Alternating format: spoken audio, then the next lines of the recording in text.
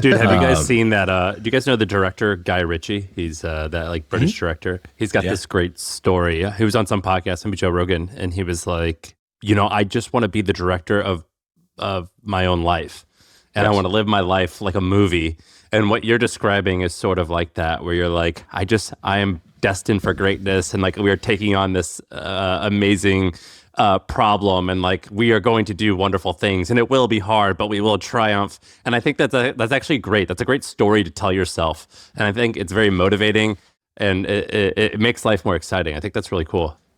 Yeah, so I actually wrote a blog post. The title is "Do What Makes the Best Story," and the idea is like when you're faced with decisions where there's no obvious answer, like a fork in the road where the pros and cons are sort of the same.